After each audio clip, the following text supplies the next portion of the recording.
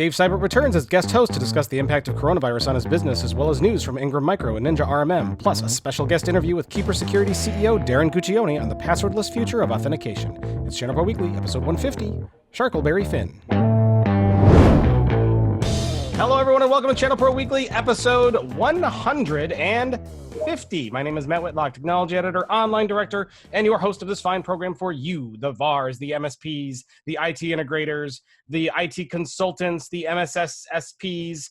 Well, for people like our guest host, in fact, who owns a MSP, has for a long time, please welcome guest host Dave Seibert. Hey, guys. Glad to be here. Dave, glad to have you back. Dave has been a guest host on the program here with us before, several times, in fact. So we're always happy to have him on. But of course, don't worry, everyone. He's also here too. I just didn't want to introduce him first this time, just to see the look on his face because he's all mad. No, I'm kidding. Rich is fine. Please welcome executive editor Rich Friedman. Hello. Yeah, and episode 150, Matt. I know. Can you believe it? We've got 150 of these things under our belt as of today. That's a pretty good number, Dave. Dave, how many podcasts get to 150 episodes? Not too many, unless you're in a fun note, Leo Laporte with with his stuff. Oh yeah, well some of those have been on the air for 10 years or more. Yep, but that's like rare. So congrats. Thank you very much. And I could not think of a better friend and guest host to have on for this milestone episode, 150 episodes, than you, Mr. Dave Seibert. Thank you so much. Oh my gosh, thank you. It's totally my pleasure to be here. Appreciate it. So, Rich, it's been a long road to 150 episodes. We can take a minute or two to think back and reflect. Anything noteworthy you want to talk about as we get to this milestone? I think back, an occasion like this gets you thinking back to episode 1 and episode 2. One of these days, I need to go back and listen to some of that when we were just trying to figure out how does this podcast thing work. I'm sure it would be really, really scary, actually, to I was going to say maybe you don't want to. I will just note that the audio in episode 1 is very, very rough. I'll say not the best quality. We fixed that for episode 2, though. You also made a mention too that one of the fun things that we've just done from the beginning, just because I guess I'm a goofy guy, is we always have these really interesting show titles, these fun show titles. Is there any in your minds that kind of stand out as like, oh, that was one of my favorites, or a top 3? Oh gosh. I would have to go look at the list to come up because what was the one we riffed on the excellent adventures of Bill and Ted once. I remember we were very pleased with ourselves. Well, Dave, what do you know? You've listened to quite a few. You have any favorite show titles of old episodes? It's funny that the moment you asked Rich, I started thinking myself, and if I remember something, we had something like 5 is the favorite number or something like that.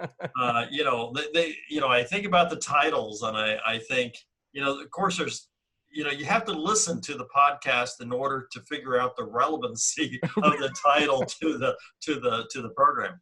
And there's always a connect. So as long as you're a loyal listener, you can identify, all the titles. Yeah, I got a couple that I'll point out. I was a big fan of Behold, Checklists, and Chicken Fingers. I think that one was a pretty good one. I liked the one that I think Manuel Palachuk was on for that one, Like Robots Having Sex. Nice. Where it was as a reference to the way printers sound when they're doing stuff. I had a couple other ones. Bill and Ed's Excellent Adventure, Rich. That was the one that you were talking about. Yeah. And then the one episode where you weren't here. In fact, Dave, were you with me, Dave, on that episode? Which one? Back in 2017. I've actually recorded quite a few at this point. You've done, yeah, you've been on certainly more than anyone else. I believe you were on that. Oh, I don't know if you were on, or it was just me and Cecilia at the time, but we called that one "Going Rich Free," man. That's right. Oh my gosh, it was not me on that one, but I wish I would have. That would have been great. That one might have just been when me and Cecilia took the reins and did our best to do it without Rich. So, well, those are a couple of ones I had. Rich, any other ones you want to mention? Well, I'm just kind of, scanning through the list here, and it's bringing back the memories. There was one we called for the low price of currency, and it made perfect sense, folks, if you were listening. How about honey nut books with nuts? Oh, I love some of these. Anyway, so it's a fun thing that we've done, and I love the fact that you do have to listen to figure out why on earth we titled these sometimes the way we did. But it's usually always a reference to something funny that happened or something that somebody said. So it's a good thing. Episode 150, folks, we have no intention of stopping here. We plan on barreling on through, and I guess we'll stop at our next milestone, which will be episode 200, which at this rate will be sometime next year. So that'll be fun. Dave, maybe we'll have you back for that one too. We'll try to get you on the milestone episode. Nice. And of course, the trivia contest will continue. What does the title connect with the show program? Yeah. And that should almost be something you can post up on Facebook. Here's the title. Why? Why? Yeah.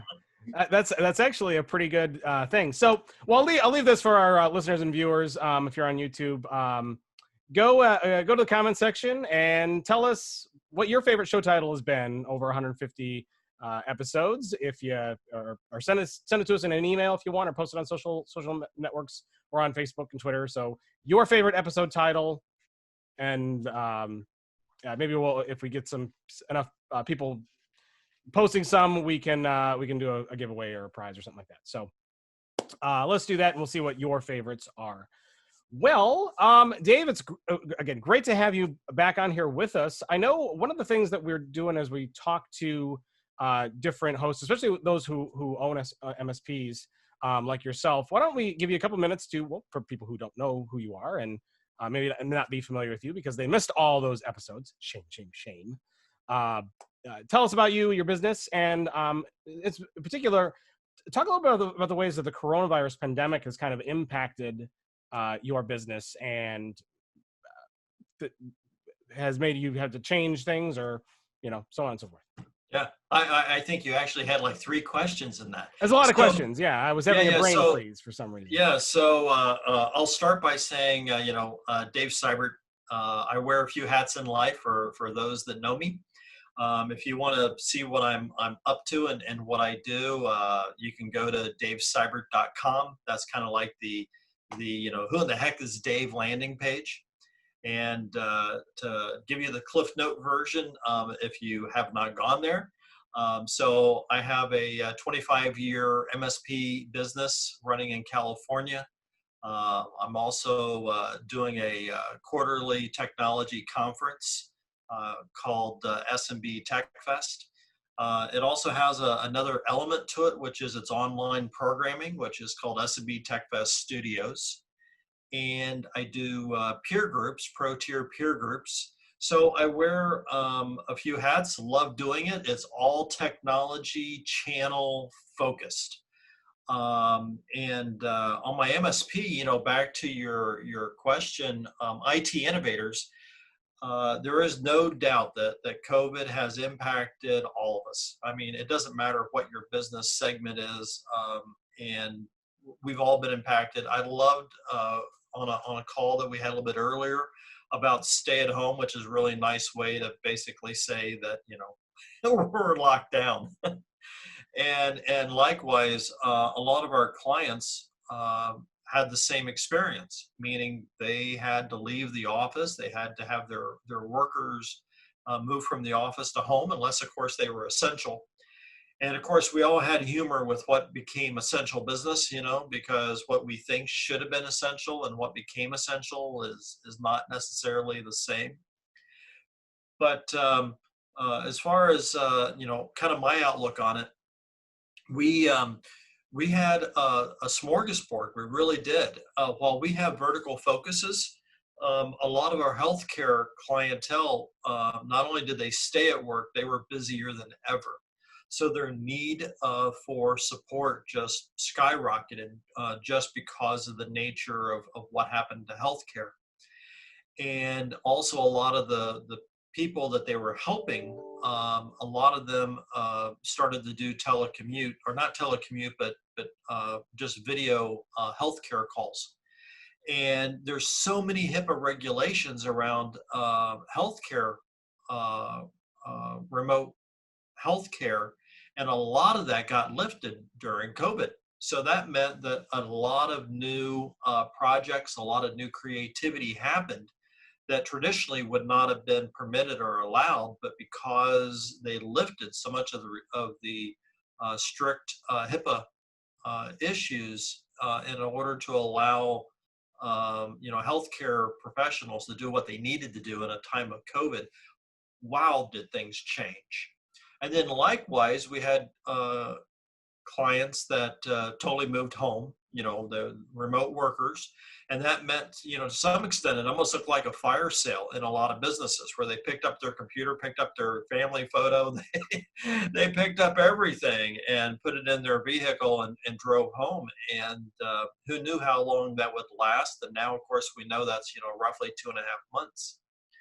And then on a third level, we have businesses that to some extent had to shut down. Anyone who is in the, imagine you're a casino, or imagine that you're a hospitality hotel, or you do catering services for large events. For industry like that, there was simply not work to be done. So a lot of them furloughed, laid off. So you get the idea. I think a lot of MSPs, number one, had a really broad spectrum of clients that so many different things happen to. Number two is this is unprecedented. I don't think any of us in our years of being in business have ever dealt with it before. And that's what I love about peer groups, not to vary too much off topic, but it is great, regardless of the peer group, to interact with other business owners and help each other go through this process, especially when no one has done it before. And now, fast forward, just when the ticket count got low and we started to get things under control, now, of course, cities and states are opening up again. And now we're going through the reversal. And now we have people that are slowly bringing their employees back into the office. And it is not exactly the opposite of what it was. And let me give you a real important example. Before, 100% of the employees were in the office. Then they went home. As they come back, they all don't come back. Some of them are coming back in stages and waves, like ABC. They're doing rotation of staff. So because of social distancing, they may only bring half their workforce back into the office. Now you have a whole nother new dynamic that an MSP has to take care of, managing their client, because now you have people that are shared computing. They're coming into the office. Instead of a dedicated computer, they're now using a shared computer, and maybe on Monday, Wednesday, Friday, or Monday, Tuesday, Wednesday, it's worker A, and Thursday, Friday, maybe Saturday, it's worker B. So when they come back to the office, it's not the same as when they left. So it really is changing. And some companies are all coming back, and some companies are not eager to come back at all, actually. So you get the idea. There's a lot going on, and therefore, I think that you'll learn that every MSP has their hands full in a good way. It's I don't want to say it's good business. It's needed business, and it's a solution that businesses need. And I'm really glad we have MSPs, like us and others that are there to take care of the client. One of the interesting things about this whole situation has just been the way in which it has accelerated trends, that were underway before, and then just overnight, practically, these changes happen. And the obvious example is the move to the cloud, and the switch to online collaboration, and so on. So, I mean, how has this whole work from home phenomenon impacted your cloud business specifically? Yeah, it's a great point. And, everyone needs to be real careful not to say COVID-19 was a good thing, because it's not. However, your point is a real valid one, and that is it accelerated a lot of how business does business. And it accelerated it in a way that it needed to happen, and it wasn't happening. And, so a good example, video conferencing. Let's just choose that really fast. A lot of people will do a face-to-face meeting and not even give it a second thought. That's just how we all did business. Well, with COVID, it forced people to learn to do video business, video meetings. And a lot of people didn't like to see themselves on video. You know how it is. People are people. And but the bottom line is it kind of forced the situation.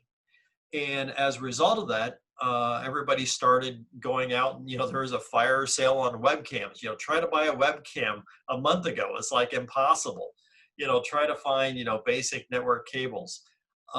Because people had to equip themselves and they had to learn things, Teams, Zoom, WebEx, all of these platforms. They had to learn them and get good at them. And you jump into a meeting with somebody and they'd be muted and you're like, you got to unmute yourself. People had to really adapt. And your point of cloud is the same thing. Office 365 and so many cloud services are terrific for businesses, but some businesses just did not adopt it. Well, because of the pandemic, they started moving over to cloud because it made perfect sense. You could work from anywhere. So while the pandemic is not a good thing, it really changed the way we all do business for good in a better way, because these services, these cloud computing, the work, remote worker, all of these things, all these technologies and solutions that we were forced to learn that we weren't before are really going to enable us to go to the next level moving forward. And if this had not have happened, a lot of this for a lot of businesses would have been delayed by another year or so. So it really helped them do the right thing, is the way I like to say it. There was something that popped into my head yesterday that I wanted to bring up too, and I can't remember. I'm going to say this is 2 years ago. I was researching an article for the magazine. I can't even remember what it was about, but I was talking to you, preparing for an article, and I know we were talking about new business opportunities for ChannelPros and so on.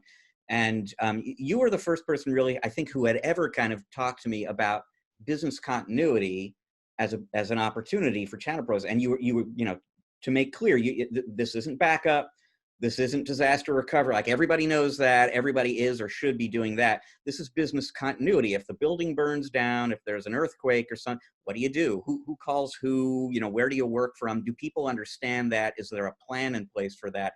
And man alive, have we seen the importance of having an actionable business continuity plan in place. People get the call that you can't go into the office tomorrow, and now how do I do my job? So, I mean, to what extent did you have business continuity plans in place with your customers? How did that help? And I mean, how should people in the audience be thinking about this going forward so that the next time there's, a surprise for customers out there, that the customers and the MSPs are prepared to deal with it? I'll make a bold statement. Most businesses, even after what just happened, meaning these last 2 to 3 months, most businesses are still not prepared and they're still not ready. What happened is that it's kind of like, imagine that you're, maybe a bad example, but it comes to mind. You're inside a restaurant, somebody screams fire. If somebody screams fire, everybody immediately might jump up and race to get out the doors. And now, because they did that, that doesn't mean that they're ready for if that same thing happens at a restaurant again. It only means that they responded and reacted and they were impulsive, meaning somebody said something that they had to do right now quickly, and they did whatever they felt at that moment in time they were able to do. That doesn't mean you have a plan. and if you were to really think about that scenario, in reality, if you're inside the same restaurant, you might want to think about where the exit doors are. You might want to think about how many people are in the restaurant. It's like an airplane. The people in the front of the plane exit through the front. The people in the back of the airplane exit through the rear. There's an actual plan, a strategy. So I think a lot of businesses only had to do this once, in essence, i.e. when someone said, you got to go home now. So they reacted to it, but they don't actually have a plan in place if something was to disrupt the business. So there's a huge opportunity. And where an MSP has an incredible edge is that most MSPs, we live and breathe technology. It's what we do. We're MSPs or solution providers. And because of that, we're actually ahead of the curve because we already leverage all of these technologies to allow our business. We're already cloud focused. So a lot of what we do internally is cloud-based. We already have a lot of our teams that work remote. Matter of fact, we have employees that are scattered across the US and international. We can access most systems from anywhere in the world. So most MSPs are actually pretty equipped to work in this kind of environment because it's how we run our own businesses. And of course, we were teasing about another call. I mean, we have a 10,000 square foot office and a whole team there. But we also have people that work remotely. And where an MSP can really excel now is we can take the Kool-Aid that we drink, the business model that we've developed, and we can begin to teach that to all of the businesses and help them develop a plan versus waiting until the next time somebody screams fire and all their people have to scramble and get out of the building and carry their stuff home. So there's a huge opportunity. And don't think that just because businesses went through the exercise that they're now ready to do it again, because they're not. They just kind of responded because they had to, not because they have a plan. Well, and that's how a lot of things get driven forward, is because you have to respond because you don't have a choice, because that's what the situation calls for. It's also important to point out, Dave, too, that if you're in a restaurant and somebody yells fire, it's also because sometimes they ask you how you want it cooked. Like, do you want it steamed? Do you want it boiled? Do you want, and there's always that guy who wants it grilled and they cook it on fire, right? And there's always Matt that's going to bring that point up. I appreciate it. You're right. But the thing I was going to add really fast is don't underestimate what the next whatever is going to be, because it's not the fact that the building burnt down. It's not because you had an earthquake or a flood. We had a client that was as simple as they sell food and package food, and they have to have their facilities, their warehouse fumigated, and the fumigation gases didn't leave the building fast enough. And so the Department of Health, if it doesn't clear out, no one's allowed to go in the building yet. So you never know the reason why you can't enter a building. Right. You got to be ready. Always got to be ready. Well, and we are very happy that you're here. And I know you're gonna be sticking around. We got some news stories we're gonna cover. Let's see. Ingram Micro's got some stories in the news. We're gonna talk about NinjaRMM. I think Rich said these are pretty quick stories. We're not gonna probably spend too long on those. We're gonna talk a little bit about Microsoft's partner program and some of the changes that they made a year ago and how it's sitting with MSPs today. Dave's an MSP and a Microsoft VIP, if I remember correctly, right? I'm both a Microsoft MVP, a Microsoft partner, and I happen to be a Microsoft influencer. So I wear a few hats with Microsoft. Good. So you're the perfect person to ask about that. We got a good interview coming up with Darren Guccione, the CEO of Keeper Security. Will be on and talking about passwordless passwords and authentication and hopefully passwordless future. So lots to cover here. We're going to go ahead and dive into the news. Rich, Ingram Micro has Salesforce Essentials adding into a portfolio. Tell us about what Ingram's got in the news this week. So this was the big announcement this week at Ingram's Cloud Summit. Now, Ingram hosts a Cloud Summit every spring. That is obviously normally an in-person event. They couldn't do that this year, so it would have happened in May, but all the way back in March, they knew that. And at that time, they said we'll probably just do something in person early in 2021. But they made the decision to go ahead and create a virtual version of the conference, which took place this week. And the big news there was that they have added Salesforce to the line card. So, I mean, Ingram has this tremendous catalog of cloud solutions. The first entry from Salesforce, the first addition to the catalog from Salesforce is Salesforce Essentials, which is a version of their CRM product specifically for small business. There are more Salesforce applications coming to the marketplace.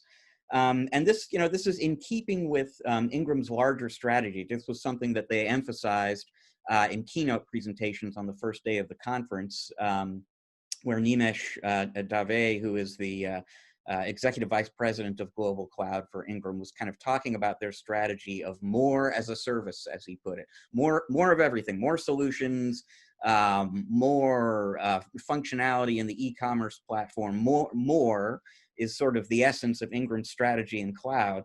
And so they want to have, the biggest catalog out there. They want to have tools that are going to enable you to find specifically what you're looking for inside that catalog. And having somebody like Salesforce be part of that lineup is a pretty essential piece of the puzzle for them. To me, the thing that he said in that keynote, Dave said in the keynote there, that he didn't go into in any detail, but was most intriguing, is that he said at some point soon coming up, Ingram's partners, meaning the resellers, the VARs, the MSPs, solution providers, the folks who are kind of using this platform to resell cloud solutions and bundle cloud solutions for their customers, are going to have the ability to list their own solutions, their own services in that marketplace, which is obviously going to be very helpful in terms of building a bundle for your customers that combines something that you sell with something from Microsoft, something from Salesforce, et cetera. But it also potentially opens up the opportunity to sell whatever it is that you do for your customers to other customers through other partners. You can actually monetize something that you're doing on a smaller scale in a much bigger way, tapping into the Ingram network. So we'll see. There were no details offered here, and I don't know what the timing looks like and until we learn more about what they're planning to do. But I'm very intrigued to see what it is that they have in mind in terms of allowing not just the software vendors who list on Ingram Cloud today, but also the partners who have been utilizing that platform, to build cloud solutions for their customers. It'll be interesting. I remember before Ingram had a marketplace, and there's no doubt they've made a significant investment across the years in creating this marketplace, and it is. I mean, it's fabulous. It has to be one of the leading marketplaces. Oh my gosh, well over 100 solutions inside that marketplace. And of course, Salesforce being one of the probably the leader in CRM, it's great to have that added to it. I agree with you that allowing, let's say that they have 100 and change solutions inside that marketplace. The moment that they open that up for solution providers to add their own items, I mean, that's just going to double and quadruple the number of solutions that they have available that is now available to the rest of the market. It's going to be great. It's going to be great for Ingram, and it's going to be great for solution providers to list out, their offering. Yeah, it's interesting because I haven't had this conversation with him in a long time, but Jay McBain from Forrester, I'm sure, and he has this concept he will talk about often about. And I'm forgetting the exact word he uses, but it's like hyper specialization is what he sees in the future of the channel. It's like, you're not going to be somebody who sells networking solutions In order to be successful, you're going to have to sell networking solutions, and not even just to healthcare providers. It's going to have to be small to mid-sized healthcare providers, you know, in the Eastern United States. With the people who are buying solutions want something that's very, very specific to what they do.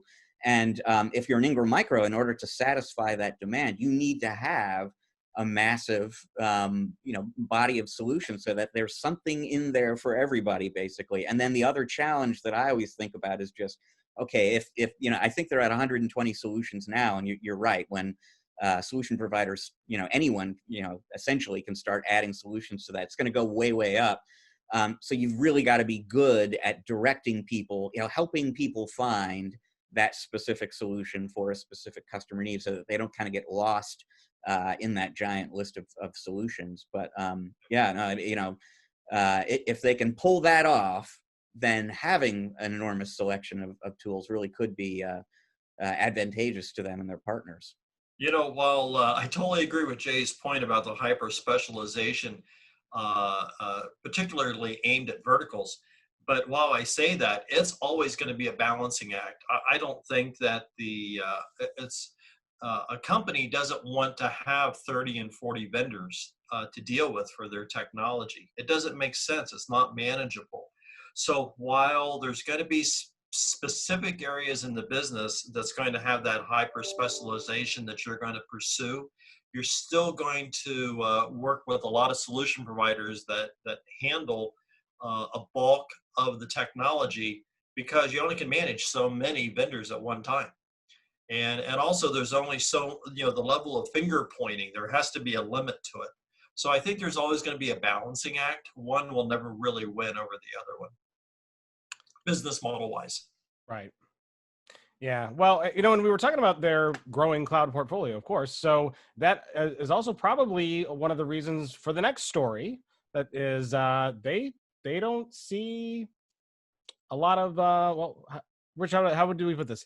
They reported very strong sales growth. So it's obviously good for their sales, even though the coronavirus pandemic is happening. So tell us about that story.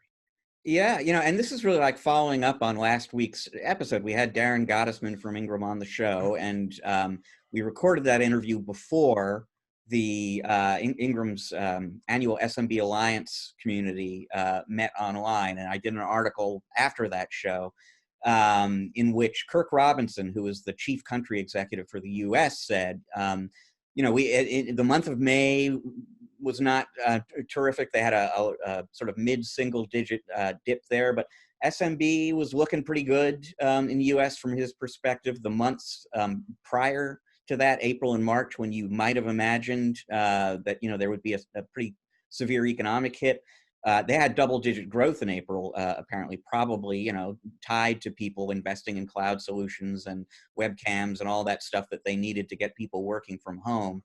And this ties right into something that Darren said during his interview with us last week. I made some reference to the, you know, the recession and the impact of the economy and so on the IT market. And he said, you know, you say that, Rich, but actually, from my perspective as SMB sales director here at Ingram, it's actually been going really well. We haven't seen that big of an impact. And, you know, this is not the first or the only company I've heard this from.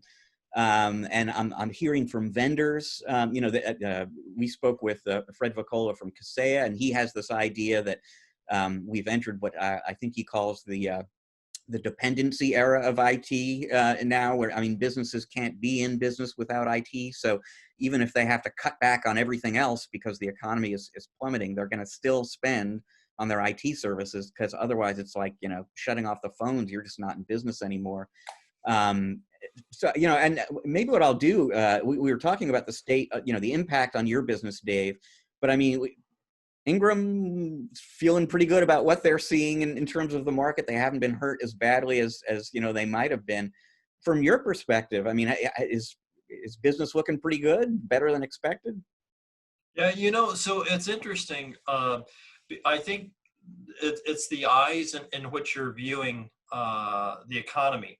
So I'll give you a couple of perspectives, and I'll work my way backward.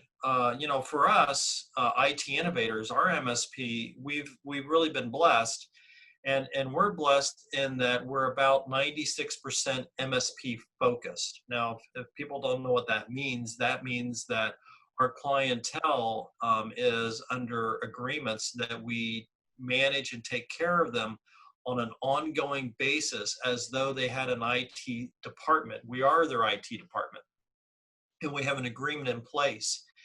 Any MSP that's focused that way, they really didn't feel an impact because, as you point out, those businesses need them as an essential service, and therefore business continued pretty much as normal, if not accelerated, meaning even more revenue. Right. Rich, looks like we might have lost Dave there for a second. So I think what he was trying to say is that because anyone who was focused on being an MSP as an essential service or an essential partner to their client, the coronavirus spurred a whole bunch of acceleration of new needs and new required services, and that means business is probably good. Do you think he was going to? What do you think it was going to go from there, though? And hopefully we'll get him back here in a minute. But do you think he was going to go to, if you are like a break fix kind of shop, maybe that's not so good for you? What do you think? Yeah, and I think the broad brushstroke approach to the health of the channel and health of the market generally is people can't get by without IT, and the coronavirus has actually created new IT needs. But there is obviously a lot of variation within that, and you're pointing to a perfect example of that. And it's not even just the break fix folks necessarily, but I mean, if your business model is still built around project work, if you make a lot of your money on hardware resales, there's less of that going on.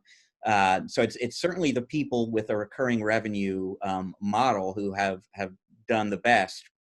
And even there, though, I mean, there's variation because it depends, where you are, first of all, but who your customers are. And, it hasn't been a great time if your customer base is very heavily composed of restaurants or hotels or something like that. But, in the healthcare business, those folks really, really need as much help as you can get. I have heard, interestingly enough, about people who do business in the state and local government segment, that segment is booming right now because, there are all sorts of needs around public health, for example, and distance learning, the students studying from home and so on. So yeah, it definitely ups and downs, inside the market. But I guess all of us were just braced. We were clenched for just a total, total halt to IT spending, essentially, because people weren't going to be spending in general.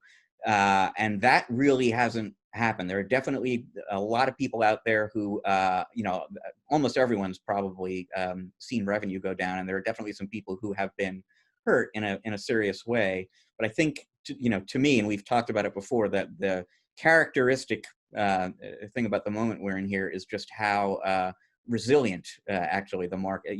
It's been more resilient than you might have expected.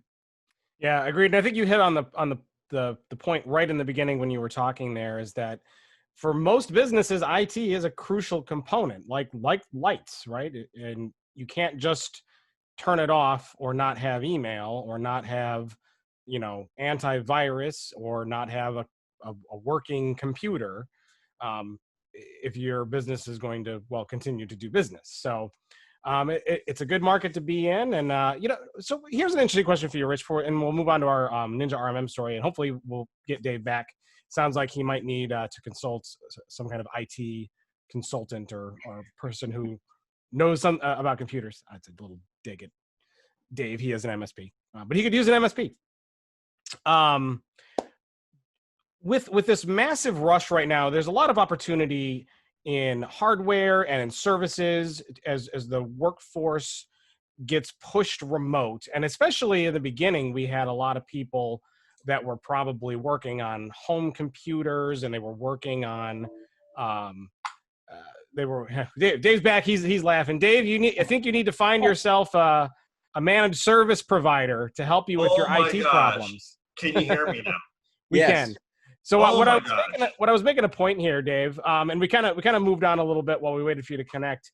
One of the things that I was thinking here is that with this all this opportunity right now to get customers and their workforces remote, there's a lot of reaction that you were using a lot of home computers that were insecure on unsecure networks, but a lot of these workforces are not going to go back to the office, and there's going to be a lot of opportunity to finally add in the right hardware and services.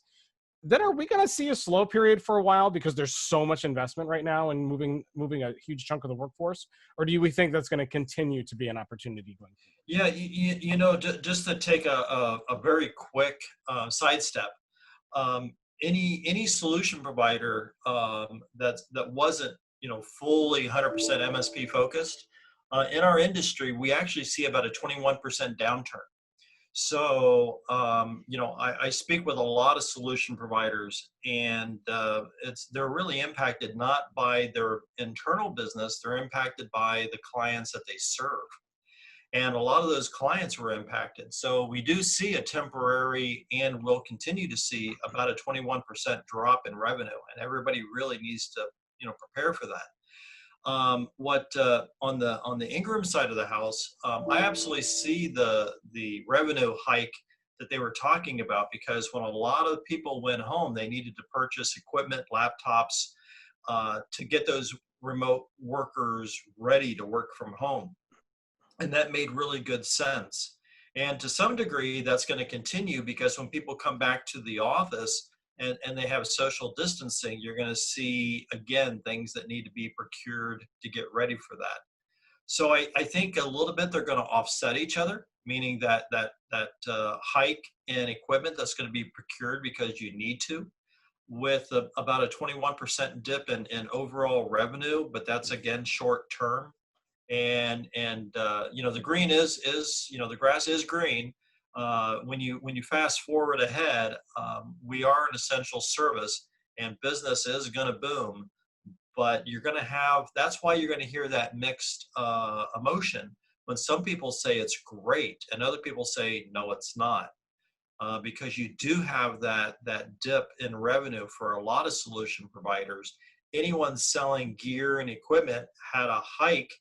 And then anyone that helped their clientele move, to remote worker and then back to the office is going to have a hike as well. So it really is mixed for people. And I'll just very quickly, before we move on, follow on to that, because I was talking to a global channel VP at Dell earlier in the week, and they see a big opportunity in the second half of the year for their company, because a lot of people are going to be continue to work from home even after the office reopens, and maybe even after the coronavirus is ancient history. People will continue to do this. The initial push obviously was just to get everybody up and running on anything, and if you're working from a home PC, you're working from some ancient laptop, that whatever we have to do to get people online, we'll do. And Dell sees an opportunity now, once things have stabilized and the economy has recovered, to kind of go back to those remote workers and really kind of set them up the right way. And so there will be, they think, a lot of laptops and desktops and monitors and accessories and all of that being purchased by companies that want to make sure the people who are going to be working from home, even if they're only doing that part of the week, are doing it, on a modern machine that's secure and that's going to keep them productive. I'll add to that. I agree with it, but this is also where MSPs are really going to shine. A good MSP has the tools in place that they can inventory and assess. There's a lot of great solutions out there, like Warranty Master, that let you know the age of a system, extend that warranty, or know to replace it. So an MSP can go into a business and really help them advise what needs to be upgraded, and it's a great opportunity for Dell and other providers. And but if a business had to figure that out on their own, a lot of resource, a lot of time. So I think, again, that's going to be a great uptick in business for all MSPs. Yeah, indeed. All right, we're gonna move on to our last story here, Rich. So it looks like NinjaRMM has released version 4.6 of its RMM solution. Is that if we have a big story, if we have a story on it, it must be a notable upgrade. So if we could kind of get the 1 minute overview, because we really got to keep pushing forward. Okay, I'll give you the quick upgrade, and it is a notable one. Although the hint that they dropped to me is that 4.7, which is coming up later in the year, is the word they used was massive. That will be a massive update. This one has two especially notable enhancements to it. And one is that they've really kind of expanded out their scripting automation capability. So they had scripting before and the ability to automate processes.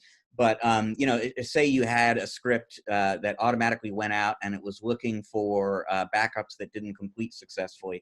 You'd get a list of backups that didn't complete successfully, and then you would have to go deal with that somehow on your own manually. What they've added basically is the ability to automate a follow-up action. So the ability to read the outcome of an automation, if you will, and then trigger another automation. So in that particular instance, if you need to redo the backups, or one of the examples that I was given in the interview is, you know, maybe you want to look out across your network and see who's got some piece of software they shouldn't have, you know, on a work machine there, Spotify, Netflix, whatever. Maybe you go out and you hunt that software down. Now you can also go back, take the second step, and delete it.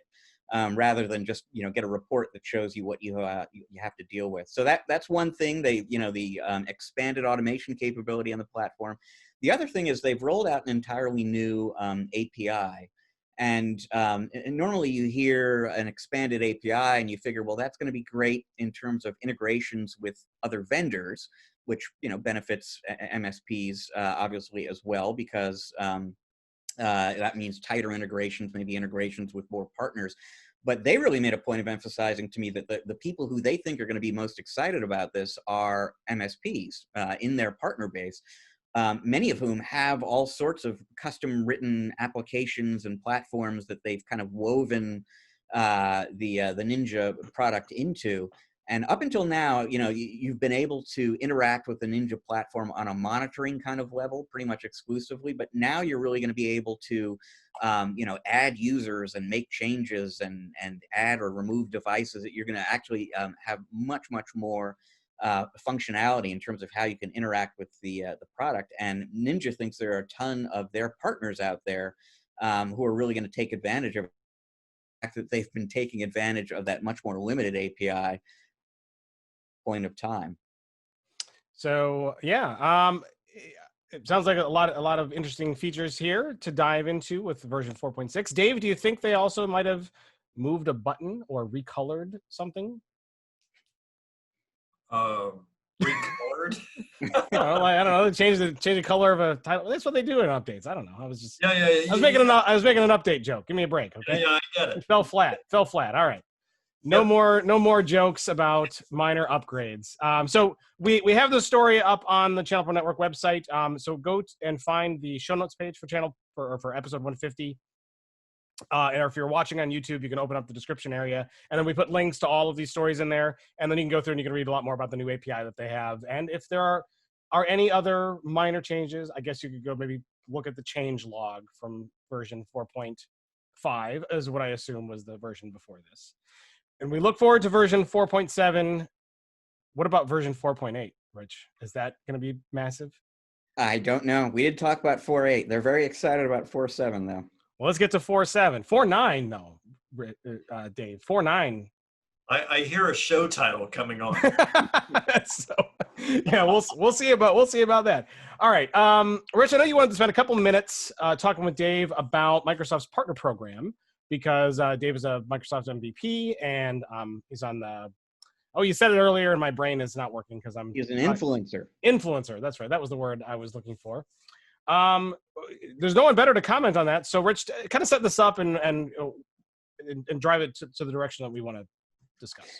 So, I mean, longtime listeners will recall actually that Dave came on to the show 10, 11 months ago to talk about this very issue. And the reason we invited him on is because he knows a ton of other Microsoft partners, but he's also plugged into the leadership organization at Microsoft. So he kind of sees things from both angles, can, you know, translate a little bit.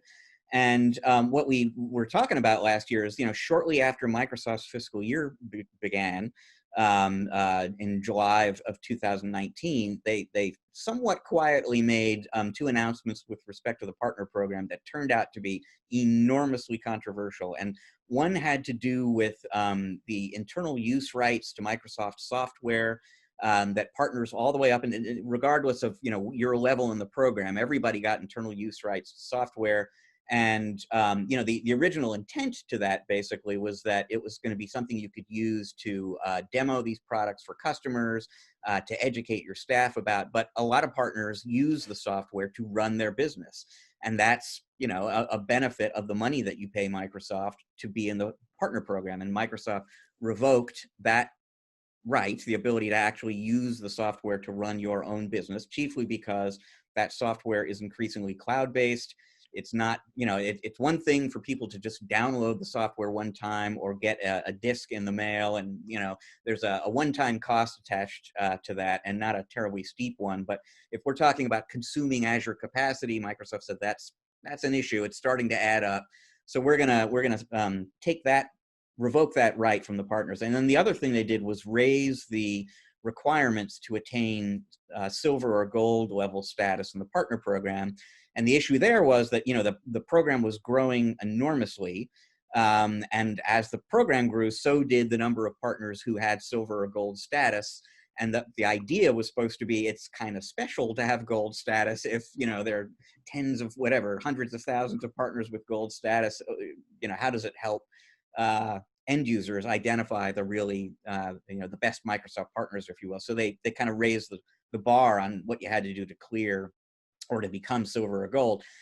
Enormous uproar among Microsoft partners about that issue. And in the end, right before the Microsoft Inspire Partner Conference, which would have been dominated by this issue otherwise, Microsoft backed down. They rescinded both of those policy changes. And so a big long-winded setup, Dave, but my question for you is, nobody I know would know better. Here we are about 11 months after that fiasco. What kind of lingering effect, if any, has any of that had on the relationship between Microsoft and its partners? Are Microsoft partners out there still, do they even remember about that? Do they care about it? Has there been any kind of loss of trust? What have the ripple effects been all this time later? Yeah. I like that setup on the fiasco and the ripple effect. But I get your point loud and clear. And let me provide some quick hindsight, because I think it answers your question. The first thing is I was on a conference call this morning. Microsoft influencers have a ongoing conference call, and there's about 17 of us worldwide that are on the call.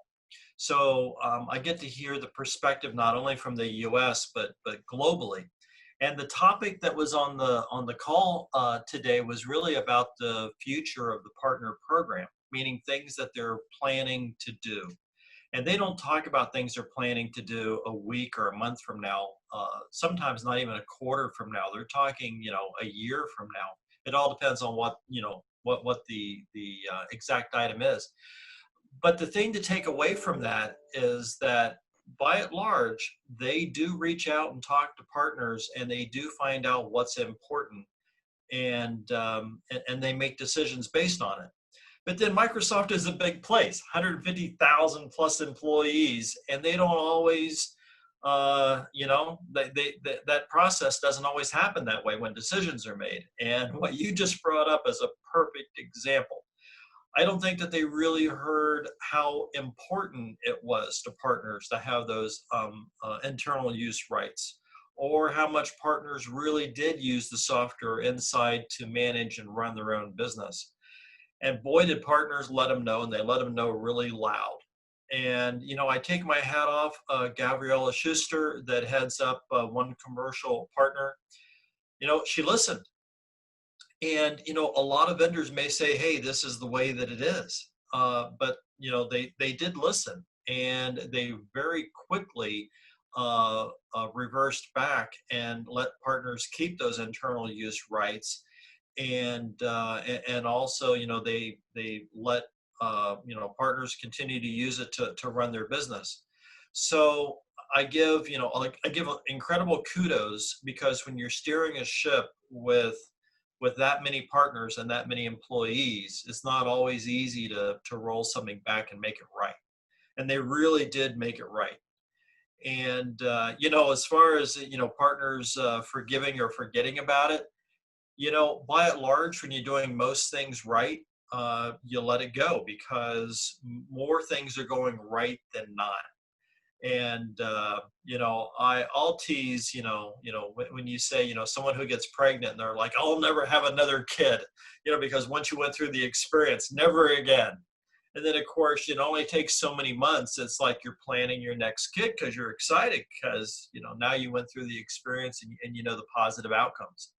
So this is kind of the same way. I think partners continue to look at the good stuff, and therefore, by and large, they let it go. Now, they let it go because Microsoft didn't force a big club and go, no. Instead, they say, we didn't realize how important that was. Now we do. It's yours because we didn't realize. And they didn't ask enough partners before they made that call. But I think they learned from the process, which is the important part, being a partner. I wonder if more pregnant women wouldn't choose to have more kids if they had to steer a big ship at the same time. I hear another title coming on. I was just wondering, I don't know. Yeah. I'll have to ask, that'll be a question for my wife. If you were piloting very large vessels in the ocean, would that affect your desire to have kids? I don't know. Somebody's got to swab the decks, so. Yep, absolutely. But, that's funny. But Rich, the answer is that I think because most things are going right, partners are quite forgiving because of that. That's good. Yeah, and for those who want to learn a little bit more about that controversy that kind of happened back then, that was in episode 110. It was when we had Dave on talking about that last year. 40 episodes ago. 40 episodes ago, yeah. Believe it or not. I can do math too. There you go. There's another show title. I can do math too. Yeah. Well, we're just pulling them out of every which direction this show. All right, we are going to take a break. When we come back, we have an awesome interview lined up with Darren Guccione, the CEO of Keeper Security, to talk about passwords. And of course, we will be back with Dave Seibert for 5 questions, a museum pick, and a tech pick. Will Rich be joining us? That depends on how much time we have left before his next thing, but it might just be me and Dave coming out on the other end of this. We'll find out. See you soon.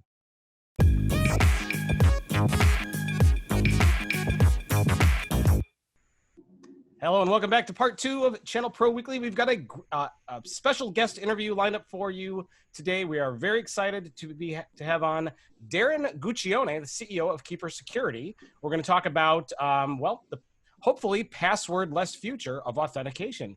Darren, nice to have you on. Great, thank you. It's nice to be here. So if you could you tell everyone a little bit about you and about Keeper Security? Sure. So my name is Darren Guccione. I'm the CEO and co-founder of Keeper Security. We make encryption software for protecting people against password-related cyber breaches and threats. And basically, it's a ubiquitous digital vault that operates on every smartphone, tablet, computer that you have. Allows you to create high-strength random passwords randomly for every single website, application, and service that you use. So you never have to worry or think about passwords ever again. So you've been thinking about passwords for a long time, and passwords is one of the banes of existence that we've all had to deal with since the dawn of computers. Tell us a little bit about the evolution of passwords and how this next generation of tools is going to get rid of those. Yeah, I think the key right now is that, more people and businesses alike are realizing that, password security is really like the genesis and main pain point, not just around productivity, but also around just cybersecurity. Because 80% of the time, when there's a cyber breach, it's a result of weak password security issues, right? And so the key here is that passwords are not going away anytime soon. And there's been debates about it for a number of years, and there's a bunch of reasons why they're not going away. But we've seen a catalytic event over the last, 5 or 6 months, just by virtue of COVID, the mass migration to remote work environments, as well as, the paralleled proliferation of cloud infrastructure and just the emergence of enterprise cloud. Like, that market is really like a $1 trillion market because everyone is just moving to the cloud. And as you move to the cloud with more cloud-based applications, they require a username and a password. So the proliferation has been enormous. In fact, it's exponential.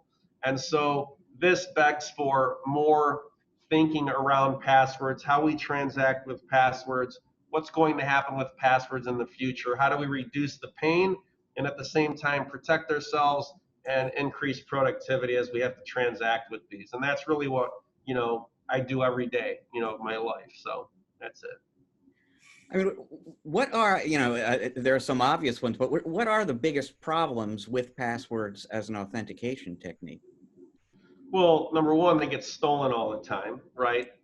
We see the dark web right now is, probably north of 10 billion, username and password key pairs that are transacted on by cyber criminals day in, day out.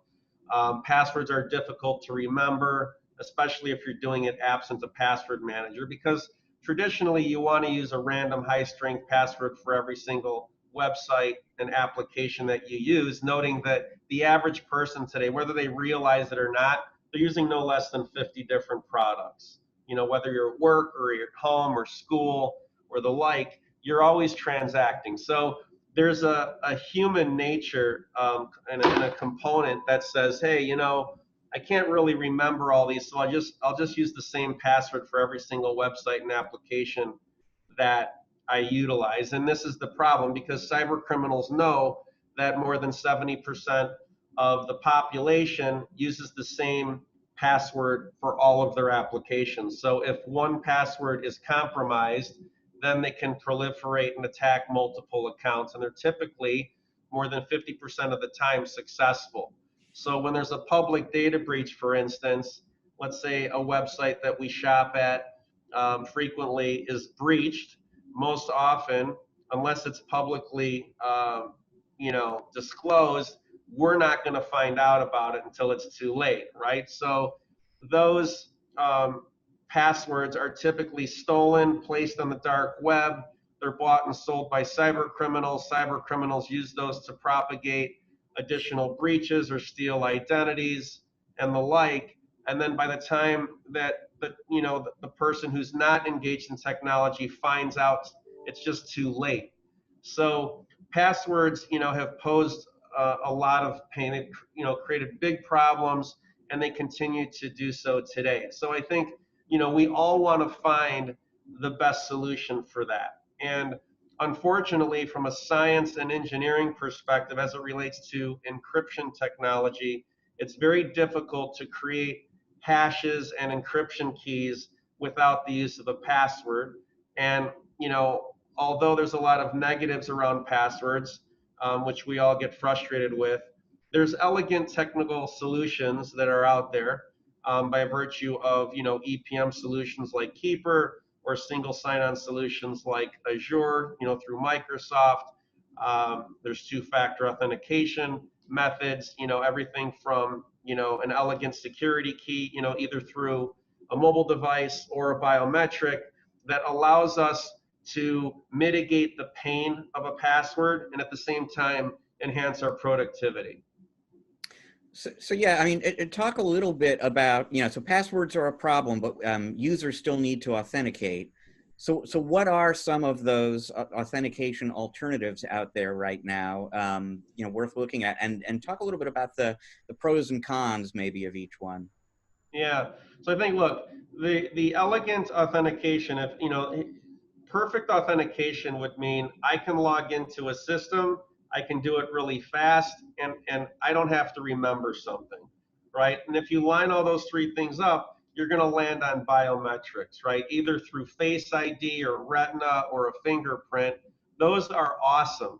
But, when you're in the security business like we are, and you see what's going on, outside the universe, it becomes, a blessing and a curse. You know, the biometrics are a double-edged sword, because if somebody steals your biometric, you can't rotate it, right? I can't rotate and change my face or my fingerprint. We saw this with, you know, the Office of Personnel Management. When that was breached at the federal government level, there were like 24 million, I think, fingerprints, something like that. That was what was taken.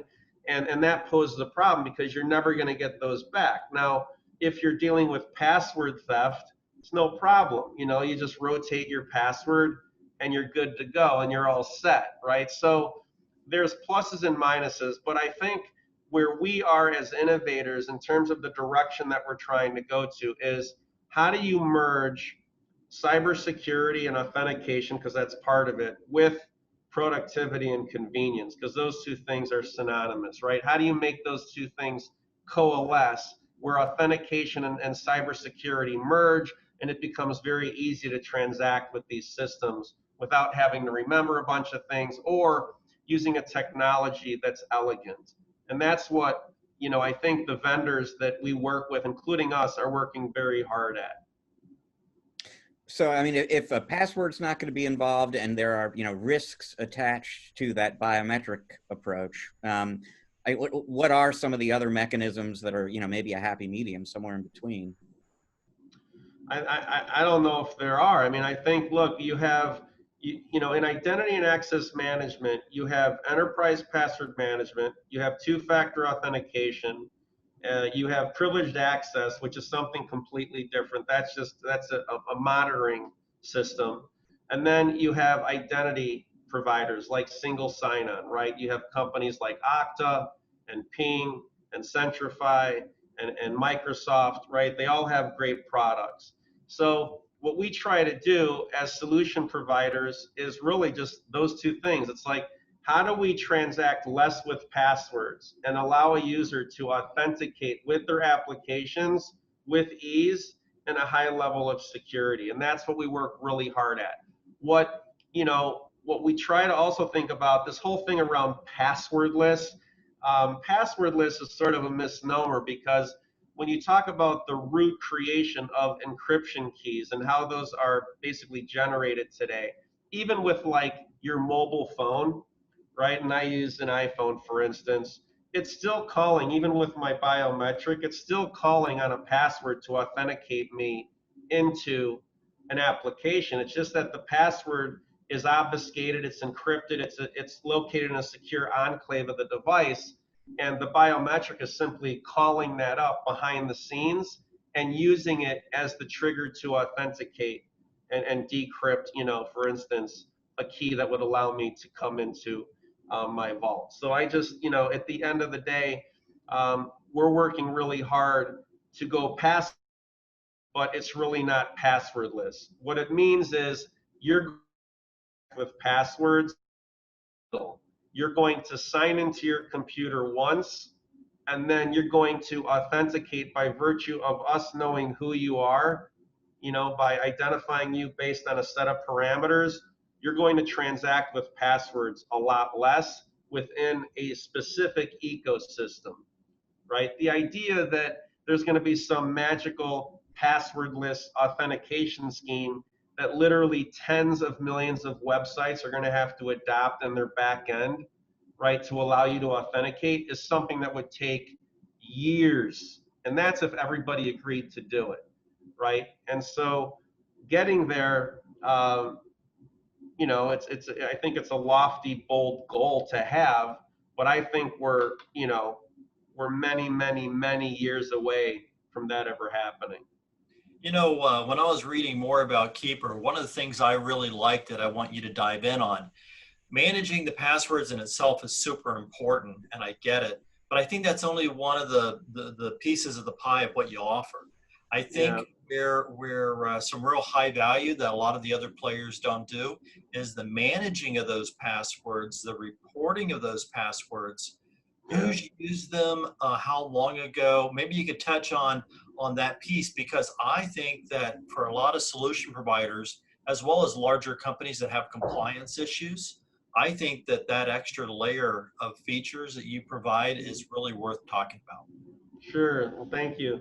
So on the business side, we have, thousands of customers that use a multi-tenant version of our, consumer application. It's a bolstered version of that, which, scales to thousands of, employees in an organization. The most important thing that you have to think about is what we wanted to build was not really a password manager. It's really a platform. We call it a cybersecurity platform. We know that 80% of the time in identity and access, 80% of the time when there's a cyber breach, it's a result of weak password security. So what we try to do is we say, okay, we're going to start with enterprise password management at its core. And then what we do is we layer in on top of that foundation a series of add-on services that all integrate in the application. That includes dark web monitoring. So for instance, we call it Breach Watch.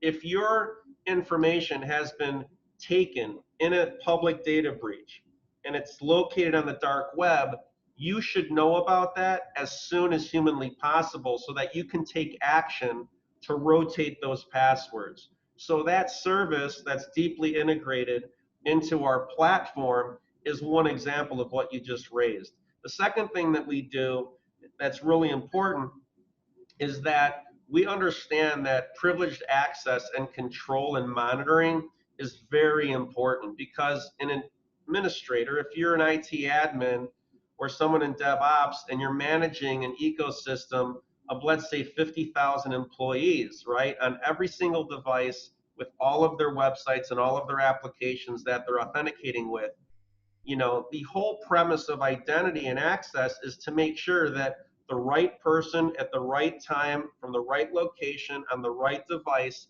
accesses a very specific system for the right reasons.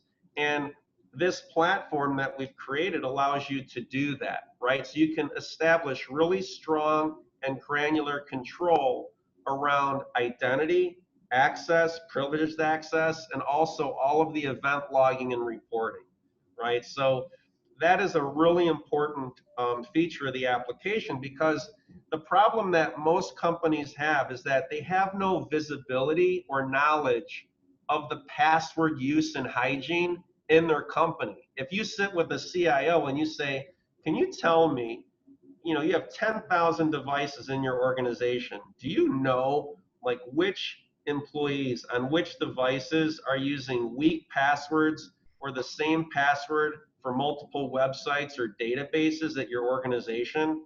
And most of them, like 90%, 95% of the time, unless they're using one already, they'll say, I have no idea. And then I say, well, do you think you should know? And they're like, absolutely. Like, is there something out there that exists? And we're like, yeah, there actually is. We created it and we want to show it to you, right? So this is the power of being able to control your ecosystem.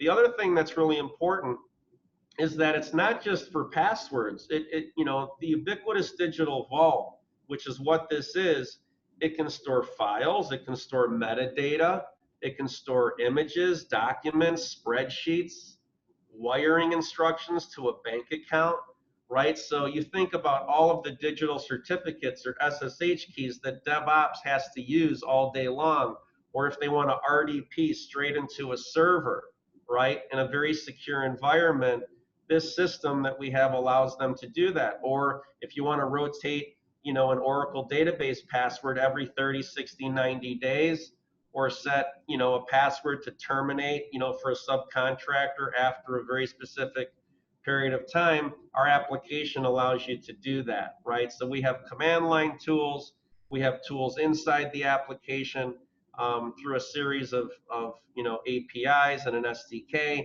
that allow you, regardless of the type of environment that you have, it doesn't matter what your architecture is, it doesn't matter what you're running, if you're running Active Directory or LDAP or your cloud or your hybrid or your multi-cloud, the product is designed to facilitate any type of architecture and provisioning application.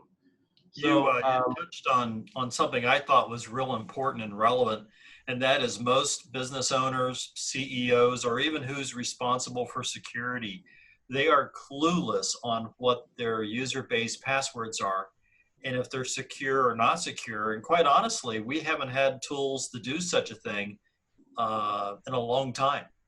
And therefore, don't ask about something that you have no way to fix.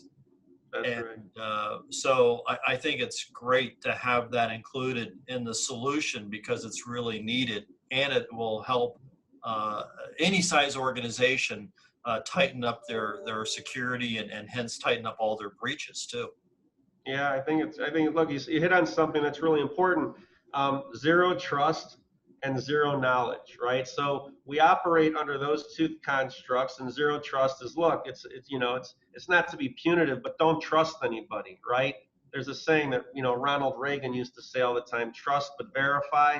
And that's what, this whole privileged access and privileged enterprise password management is all about. Like, you want to make sure that you set up enforcement policies and controls around your teams. You set up roles, and the enforcement policies are designated to those specific roles and those teams throughout the environment. And not everybody has the same access to, every single system and application.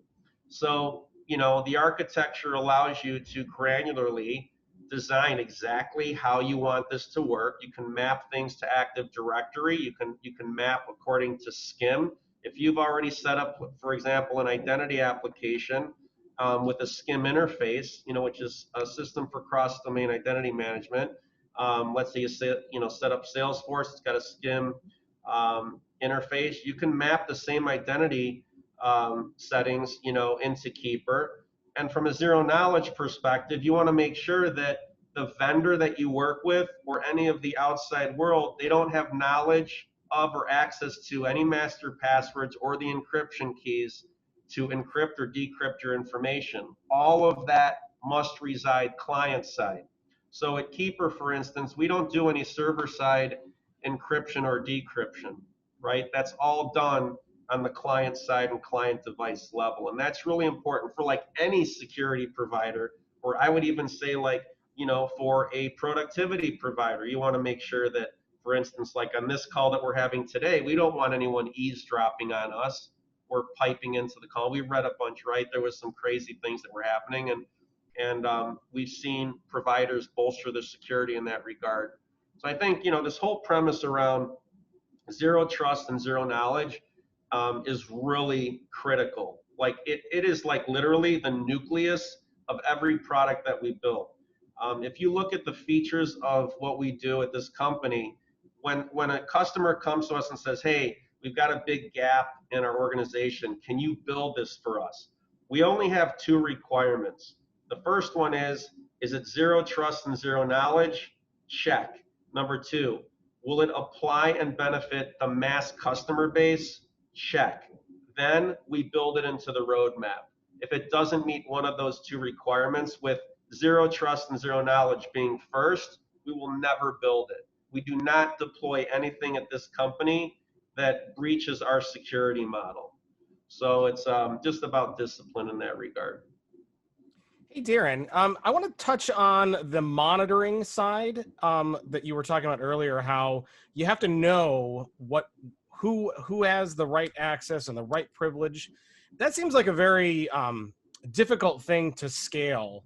How are technologies like AI positioned to make that part of your product better in the future and to make that easier? Yeah, I think, look, when people were talking about AI, like our product has used heuristics for like years. Like we created this in 2009, filed the first patents on this. For example, we have the issued patent for, filling forms with like a username and password. We invented that technology back in, 2009. And we've been using heuristics and, I would say machine learning to a certain extent. You can call it whatever you want. But, the best systems are using this technology so that it can save you work. So whatever we can automate, like we use it in our, I don't know if you've ever used our application, but if you use the browser extension and you're transacting through Keeper to log into a website, it knows what's on that page. It knows what to fill in to authenticate you in a very secure and rapid way. Now, if you talk about privileged access, the module that we're referring to is called Advanced Reporting and Alerts. So what you do is you basically, you have to, it's like before something automates, you have to explain what you want it to do. Our system, you set up about, whatever event types you want. It'll track 90 plus different event types in your ecosystem. You tell it what you want it to track, what notifications you want triggered, and then you just click go, and it does everything for you. The other thing that's really powerful is that if you're using an existing SIM product like Logarithm or Splunk or Sumo or any of the top ones, it will export all of your logs into one of those SIM solutions so you can do deeper analytics on what's happening within your privileged access architecture. So it's very powerful in that regard. But we don't use like machine learning and AI as like some sexy buzzword.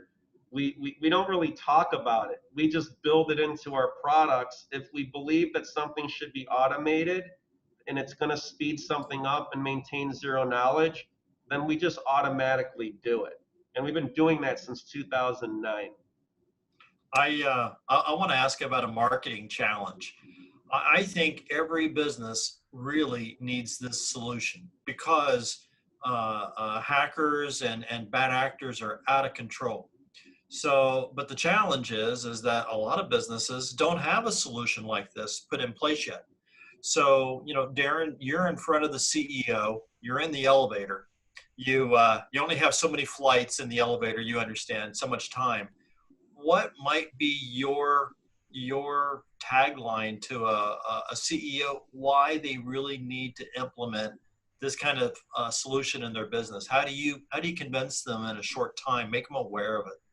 Yeah, I mean, there's a reason why our tagline at the company, if you look at our logo, it says cybersecurity starts here, because 80% of all cyber breaches are due to password security.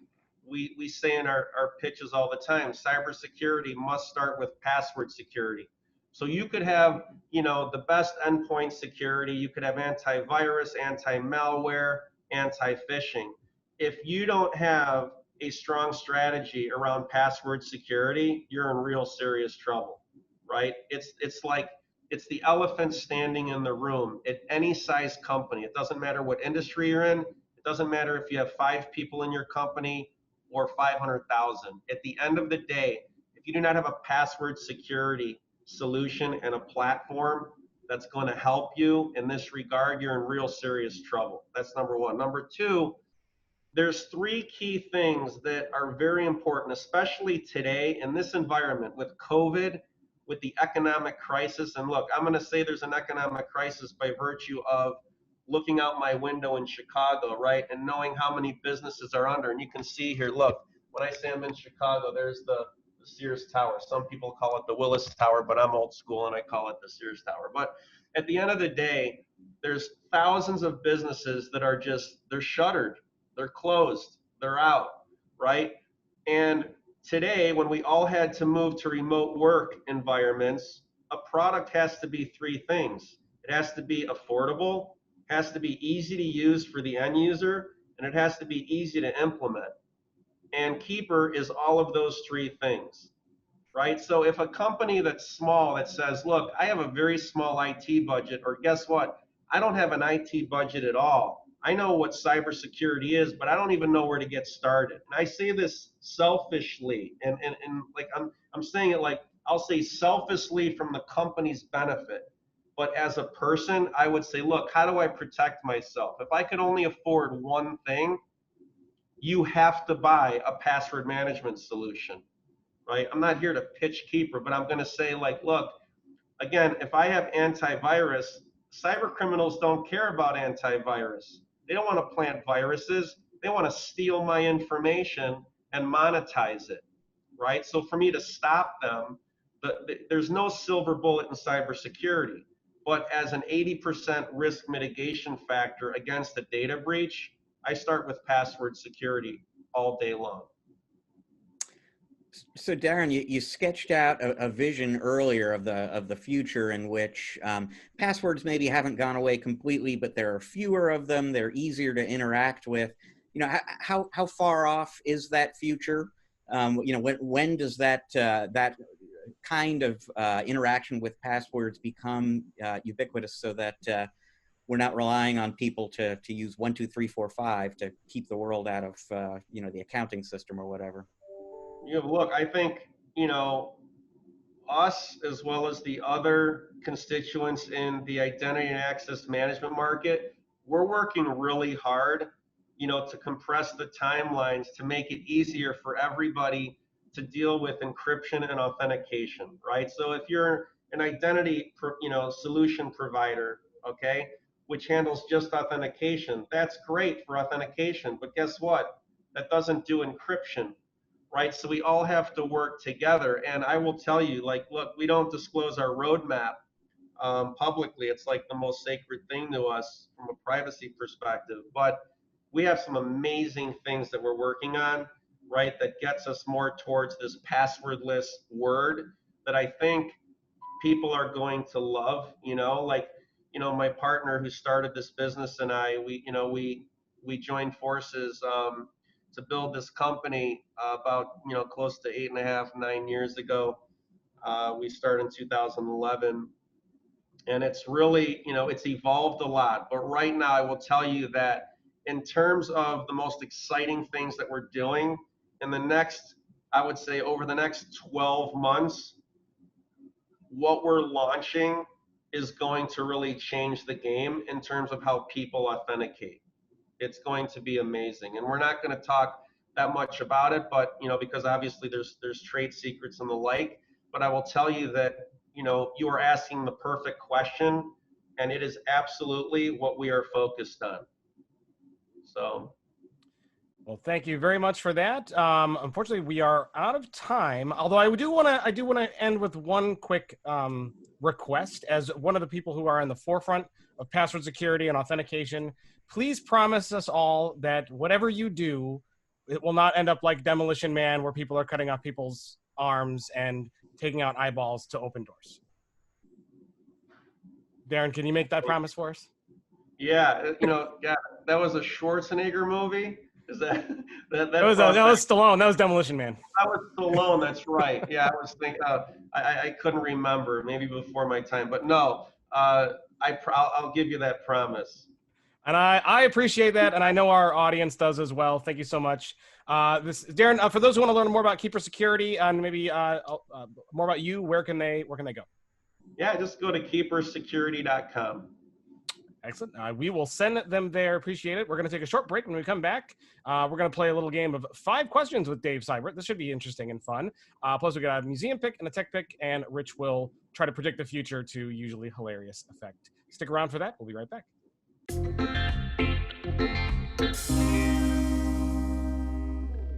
And we are back with part 3 of ChannelPro Weekly. Rich, that was a great interview with Darren Guccione. Fascinating stuff. You don't really think about how complicated authentication and security really is, because there's so many caveats, right? And it's scary to think about that. If you were like, oh yeah, well, let's use biometrics like fingerprints and eyeballs, and like, but those have got to be hashed, and those have got to be stored, and those have got to be encrypted. And if those are stolen, you can't change your eyeball. This is not Minority Report, right? We're not changing eyeballs anytime here soon. So that's freaky stuff, and kind of makes you think, "Ooh, maybe that's not the right way to go." I don't know if it's right or wrong. I've never enabled the biometrics on my iPhone for that reason, because, you know, if they're telling me it's safe, but if they're wrong, I am hosed for all time, because I'm not getting a new fingerprint. Yeah, you know, it sounds like you can do biometrics at a local level quite safely, but like, it's when you get to the point where you're having to store a hash of your fingerprint on a server somewhere so you can authenticate into a whole bunch of other stuff, it seems like that's where that model really falls apart.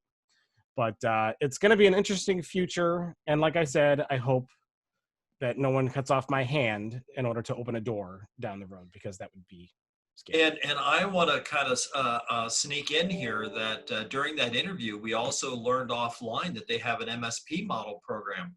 And if that's something that you should look into, because the more I learned about it, it sounds great. Yeah, we'll put a link to that on the show notes page. And I know Darren was kind enough to say he would give us a peek at that solution at some point. So maybe we'll have a review, or we'll be able to come back on and talk about our experience with that and share it with you. So definitely check that out. All right. We have a little bit of time before Mr. Freeman might have to go. So I would like to, if possible, sneak in a short segment of 5 questions with Dave Seibert. Dave, have we done 5 questions in the past? This is a somewhat newer segment. Go for it. All right, so I'll set it up for you because I don't think you've been part of this yet. So what Rich and I will do is, off the top of our heads, we will ask you 5 questions. It can be about anything and everything. There are no gotchas. It's not to make you look bad. It's just, we could ask you who knows what, and it'll be fun, and we'll get to learn about you and have a good laugh. What do you think?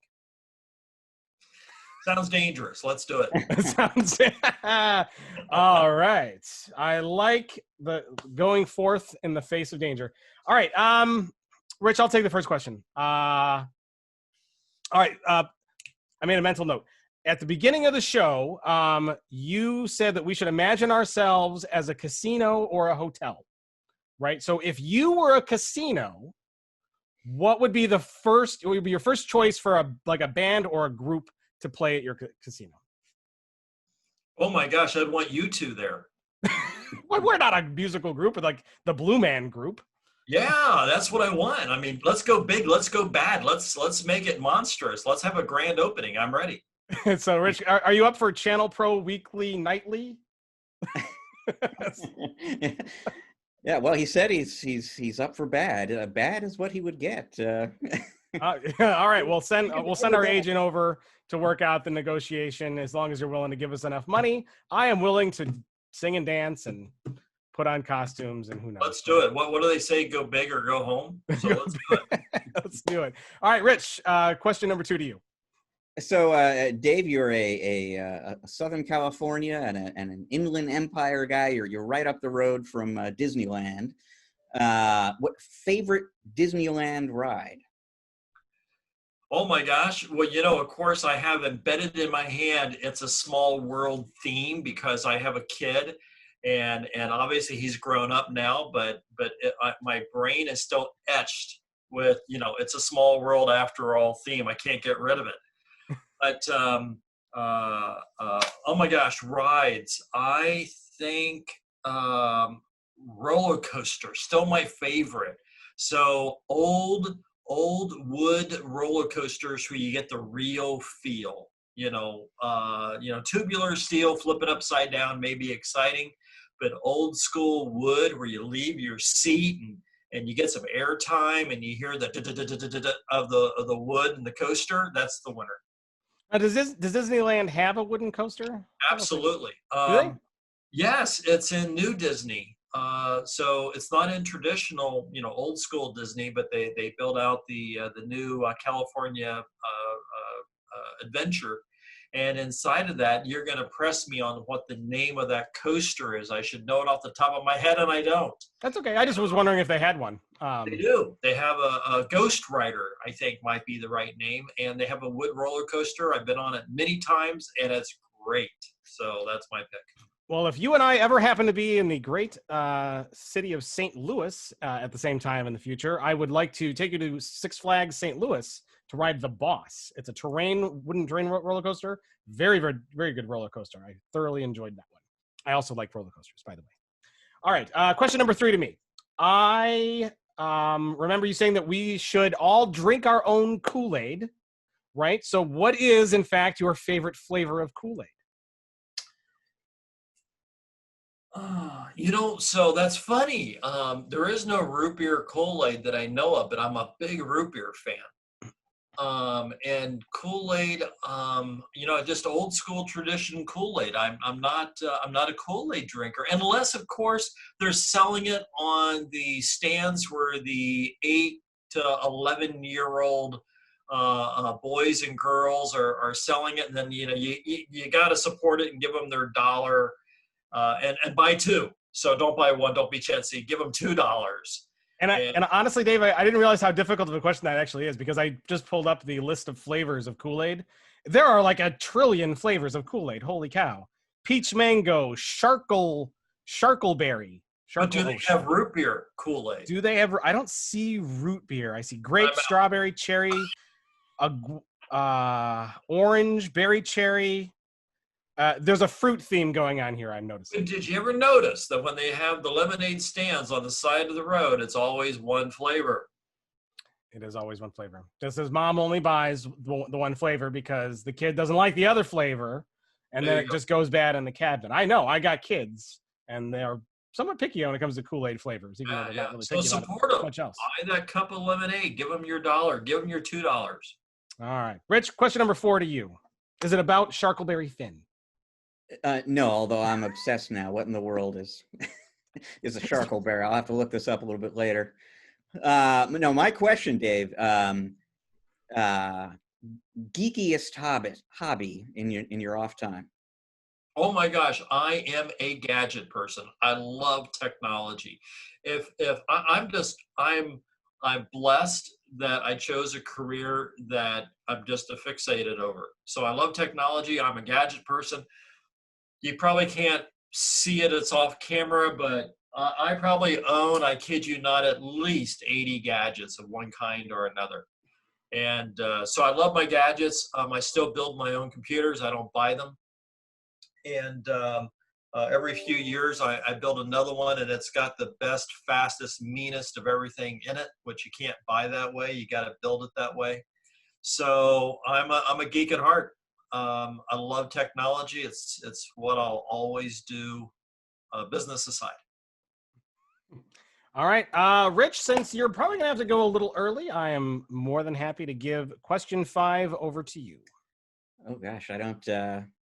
Oh, you cut him off. If you don't have one, yeah. I got one. Wait, go for it. Yeah. All right. So, Dave, you and I are very kindred spirits. We're both gadget people. And you've had some of your gadgets on to show us in the museum segments. But you piqued my interest a second ago. You said the fastest, meanest of everything in your computer. So what processor does your current computer that you most recently built run?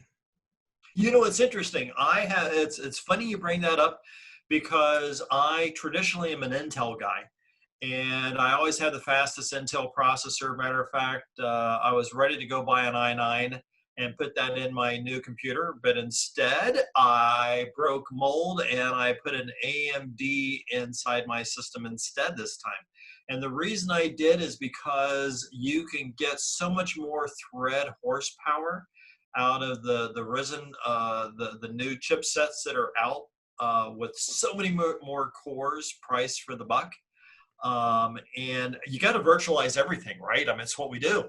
So more cores, better performance. I love CPUbenchmark.com, I think, is the site where they rank all of the processors and, you know, how many cores and what's the benchmark testing. So anyway, I decked it out with the AMD this time. The Ryzen what? Which one?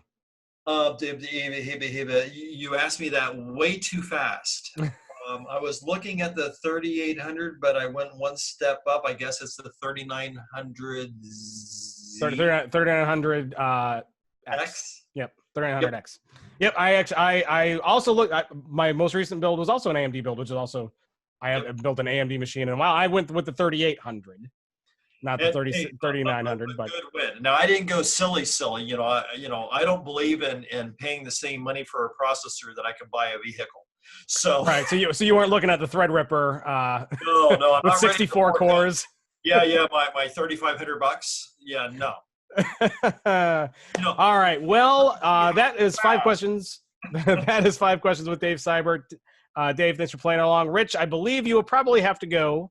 But I tell you what, in your spirit and your honor, we will have you in our hearts and in our minds while we go through the museum pick and the tech pick. What do you think? Well, thank you so much. Thank you, Dave. Great catching up, and I'll be back next week.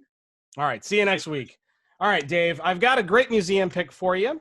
This is an oldie. That's an oldie. I was downstairs. We've been cleaning out the basement here with being stuck inside a lot more with things canceled. So I've been managing to find some interesting picks that I kind of forgot about. I'm waiting bated breath because you always have good stuff. So this one's a fun one. Are you ready? My museum pick this week is the Creative Labs Soundblaster SBS 38 speakers. I'm going to hold them up here on camera for those who are watching on YouTube. For those who are listening in the audio version, these are small-ish, I guess, powered desktop speakers, beige with a gray grill, power button on each speaker. And they are indeed faded through time as they should be. And they are indeed faded, yes. So funny story with these. And these actually still do work. I didn't have any C batteries on hand because they take C batteries in the back. But Dave, I got these computer speakers as part of a multimedia kit when with a Soundblaster sound card, I want to say in 1994. I was trying to think back. It was 94 or 95. That multimedia kit came with the sound card, the Soundblaster card. I was probably 16, I think. And it came with a CD-ROM drive, a 2X or a 4X CD-ROM drive, one of the two. And it also came with these speakers. Now, I obviously did not use I used the sound card and the CD-ROM drive for as long as I had that computer. But I actually used these speakers, Dave, for probably 10 years because they sounded pretty good. They did the job. You could plug them in. Like it said, C batteries. I guess I could go find a 6-volt power adapter and test them out that way. But and that's how I ran it most of the time. But I like the fact that they took batteries too, because even after I got better speakers for my desktop, I still use these. I would use them for all kinds of stuff. Like I would take them and I would set it up with a CD player out on the deck, or I also built these into a costume that I made for Halloween once, Dave.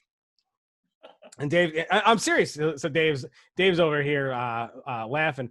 I built a costume shaped like a Tetris piece, and inside of it, I was like the L, and inside of it, I put in a little flap with a Game Boy, loaded with the game Tetris, and these speakers with little grates in the front of the L.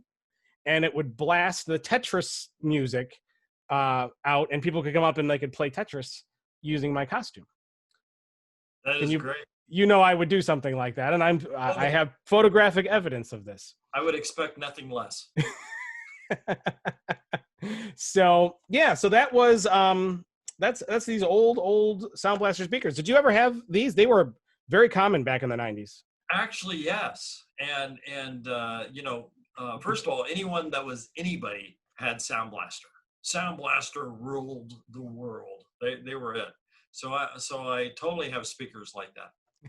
Oh yeah, well, and a lot of people don't realize too that back in the 90s, a lot of computers didn't have sound built in. If you wanted sound, you had to buy a card, and of course, the Soundblaster cards were the best. Yep. I mean, totally. The best you had was a beep. Right. Yeah. Speaker, there we go. Beep, and you were done. Yeah, and Commander Keen through that, it was beep, beep, beep, beep, beep, beep. That's no good. No good at all.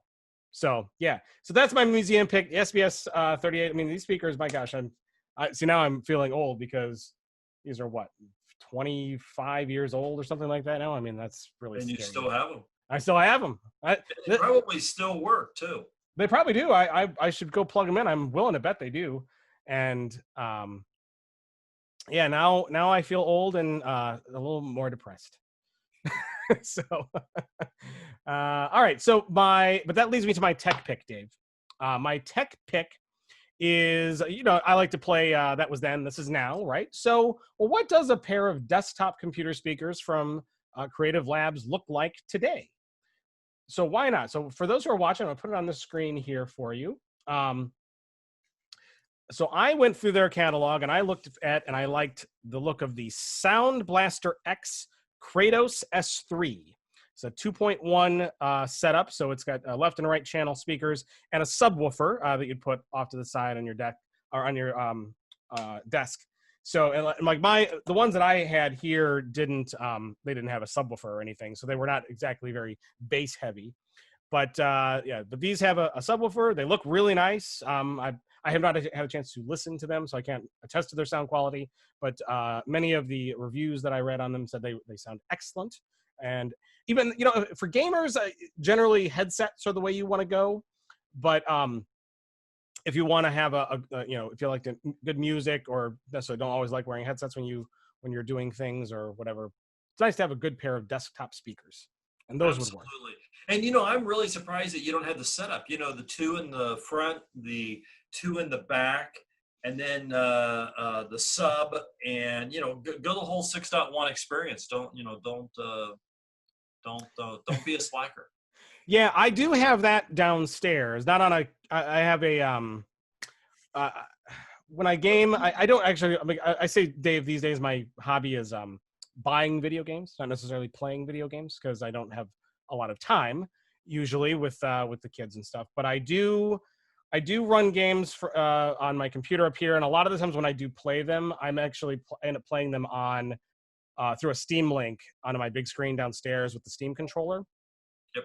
But believe it or not, also in the basement, I do have a 6-channel sound system that I had intended to put in the office, but I just have never gotten around to it because I just haven't really needed it. So anyway, it's funny that you say that. But anyway, that's my museum pick, the old SBS 38 Sound Blaster speakers. I'm sure if you see a picture of them, folks, if you're listening, you will be like, oh, I so remember seeing those. Those were like everywhere back in the day. I got the image in my head. And of course, my tech pick, the Kratos S3. Well, Dave, this is where Rich would usually tell us about James Gaskin's In Case You Missed It post, and tell us what we missed and tell us what we might see coming up in the weeks ahead. But he had to dive out a little early. So, well, folks, if you want to see what's going to happen next week, I guess you're just going to have to join us on ChannelPro Weekly next week and see for yourself. So, Dave, I want to thank you so much for being on with us and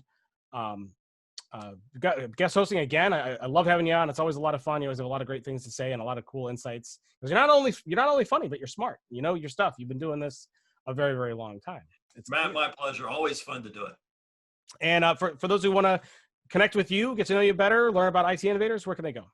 Yeah, absolutely. Well, the first place is daveseibert.com. It's kind of like my catch-all because I do wear multiple hats. If you're interested in IT innovators, a managed service provider, that's itinnovators.com. And I'll also share with you, we have 2 different events that are coming up in the next 1 month. So do check out smbtechfest.com. Free to register. It's a virtual event, and you can experience it U.S.-wide and worldwide. So a lot of excitement coming up. Awesome. Can't wait to check that out, and I hope everybody else goes and gives it a look too. So the website is channelpronetwork.com. Make that your homepage, bookmark it, go there each and every day. We've got news, articles, white papers, podcasts, downloads, articles, insights, you name it. It's flying through that website all day, every day of the week. So make sure that you are always up to date on the very latest that will help you in your business. The show is ChannelPro Weekly. Please subscribe. We're on Google Podcasts. We're on Apple Podcasts. We're on Spotify. We're on Stitcher. Everywhere podcasts are served, you can go and subscribe. Do that. Take us with you as you go between job sites, or you're in the car, or you're on the train, on the plane, or just listening while you're doing some work. If you like to watch, we do love having a watching audience. Go to youtube.com and find our channel there for Channel Pro Network. Subscribe to Channel Pro Weekly and hit with that red button and hit the bell so you get the notifications, because it's a 2-step thing. You got to say, I like the content and I want to know when there's more of it. Even though if you like the content, you probably want to know if there's more of it anyway. I don't know. Always follow it. Always got to follow it. It's super duper important. So go and check that out. Leave a good comment there. In this case, tell us about your favorite show title over the last 150 episodes, and put that in the comment. It'd be fun to talk about there. So you can follow me on social networks. My name is at Matt Whitlock on Twitter. ChannelPro is at ChannelPro SMB. We're ChannelPro Network on Twitter. Dave, you're on the socials there? I am D Seibert, and LinkedIn, it's D Seibert 99. Awesome. So check out Dave there, and as well as me and ChannelPro Network. And we will see you all in episode 151 next week. Thanks for watching.